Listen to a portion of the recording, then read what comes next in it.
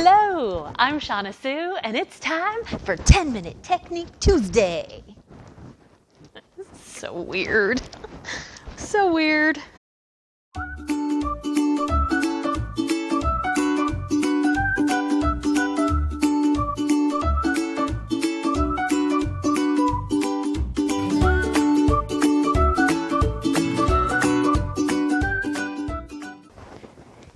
So today on 10-Minute Technique Tuesday, I want to talk a little bit about supplies.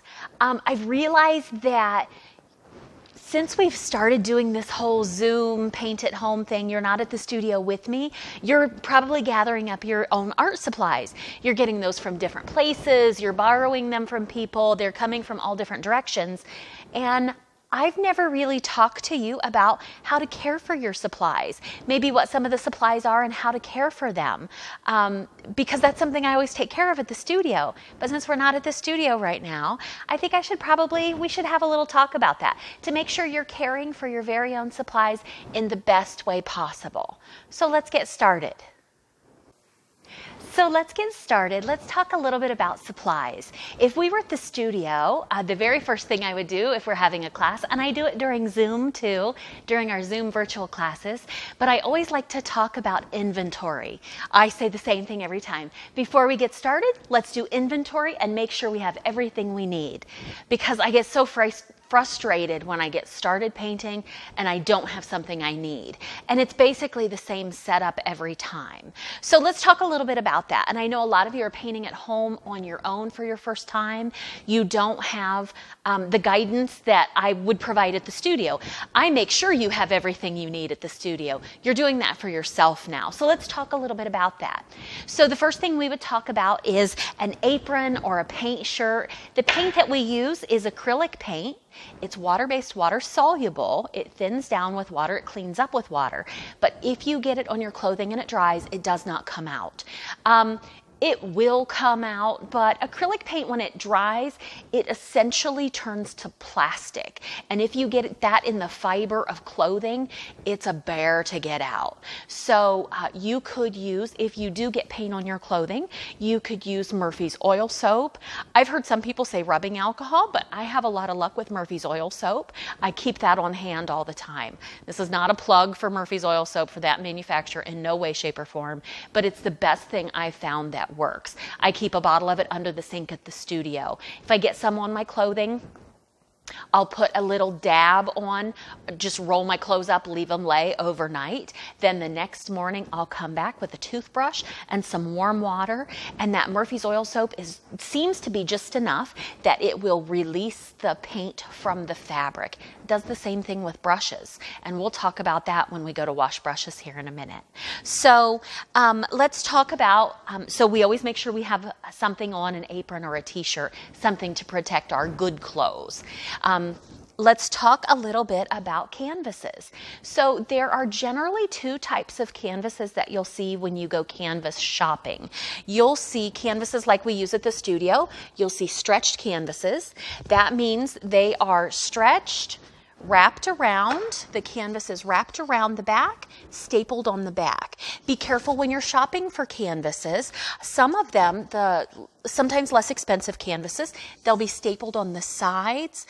I like the ones that are stapled all the way around the back. The ones that are stapled on the sides are nice if you're going to put your painting in a frame, but if we have the ones that are stapled on the back, then we paint the sides as we go. We don't ever have to worry about getting a frame for it because it's finished and you're not going to see those staples. So think about that.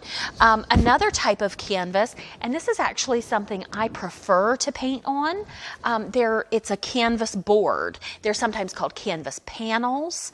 All they are thin but heavy-duty cardboard, essentially, and they have the canvas wrapped around that and glued on the back. So one last thing when we're talking about our canvases, you never ever put glass or plexiglass from a frame over top of your painting. If you do, because again, acrylic paint, when it dries, it essentially turns to plastic. So over time, if you have glass or plexiglass over top of your painting and you decide later at some point that you're going to take it out of that frame and take the glass plexiglass off of it to switch it out to do something different, you could essentially, by removing that glass plexiglass frame, you could essentially peel the paint off of your painting. It will adhere, the paint will adhere to the glass or plexiglass. So that's something I always caution you against. One last thing when we're talking about canvases, so if you're buying your own canvases, make sure you're getting one that is primed. You always want to buy canvases that are primed. That means they've been primed with gesso. Gesso is a white, chalky paint. In art classes, we always learned it gives the painting tooth. It gives the canvas tooth. All that means is it's creating, since it's white, it's chalky, it's flat, it's creating a surface for your paint to grip on to your canvas. You can buy canvases that are unprimed, and you can buy your own gesso. I've not found it to be any less expensive. You may have a different experience, but I've not found that to be any less expensive. So I would make sure when I'm buying canvases, make sure they are primed.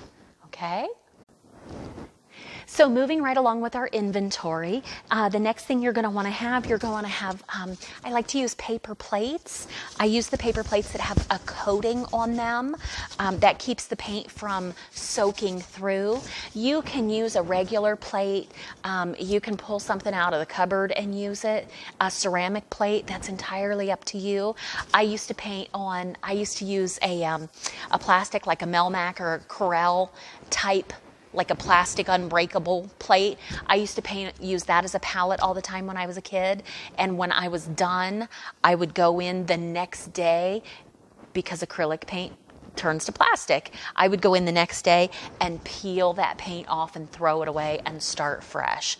But this is just as easy. You want to be really careful if you're using something, if you're using like a ceramic plate and you're going to clean up as soon as you're done painting, you don't ever want to rinse that down your sink unless you have a sand filter, some kind of a filter that will catch that heavy pigment in your sink drain process. You don't ever want to put that down the sink because, again, it'll dry down in your pipes, it'll clog your pipes, it'll be a whole hot mess. So be careful with that.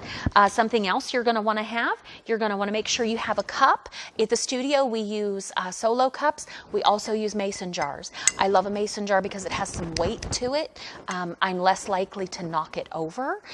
When you fill your cup with water, make sure you're using cool or cold water, never hot, not warm and never hot. The hot water, if you fill your cup with hot water to set your brushes in, it will actually dry the paint on your brush. And then when you pull your brush out to use it, it's just a whole hot mess. So cool or cold, and only ever halfway full. You just need enough water in there to cover the bristles of your brush. So that's something else you should have. You're always going to want to have paper towels, random paper towels, to blot your brushes off on. And then brushes. If I had to choose a set of brushes, this would be my all-time favorite set. So you always want a big wash brush. This is called an oval wash. This one's probably somewhere between 3/4 of an inch and an inch. I love a filbert. And you hear me talk about filbert a lot. I love a filbert because he's thin this way, but he's got this lovely rounded edge, and I feel I can do a lot of things with him. I cannot get into corners, however, with him. If I'm trying to paint a square, it's really hard to get into the corner because he's rounded. But that's why I have this brush. That's why I have my pointy liner brush. And this one is probably about a 5. The bigger the number, the bigger around your brushes are. So I wouldn't go too small. I wouldn't go to a 1 or a 2. I like about a 5. I'll even go up to an 8 for a liner brush. And then a fan brush. If you had to choose 4 brushes that you absolutely could not live without, I'd make sure to get a fan brush in there. Now, as we talk about fan brushes, there are 2 very distinct types. There are fan brushes that are coarse, and then there are fan brushes that are soft. They do different things. I love a coarse fan brush. And you can search for a fan brush by searching for coarse or natural bristles maybe. Be really careful if it says synthetic bristles, because that tends to lead to softer fan brushes. So things to think about. So we've painted, we've had a good time. We're done painting now and we want to clean up. So I want to talk to you a little bit about that. So you're going to want to make sure, you're going to want to clean your brushes as much as you can in that water cup. If you're painting a lot at home, I'm going to take my brushes out and lay them in the sink. If you're painting a lot at home, you might take this and dump it in a bucket and not dump it down your sink. If you dump it in a bucket, that will give it time for the paint that was left on your brushes to settle in the bottom of the bucket. And then you can go and clean the bucket out later. That way you're not dumping paint directly into your sink. But here at the studio we have a special system, so I don't worry too much about it. So I'm going to turn on some warm water. Got my hot and my cold.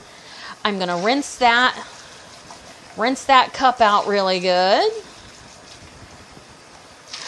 Just dumping it on my brushes that are down in there. Now I'm going to take my brushes one at a time in warm water. And I'm going to do this. I'm swirling on my palm underneath the running water until that water runs clear. And then I'm going to lay it off to the side.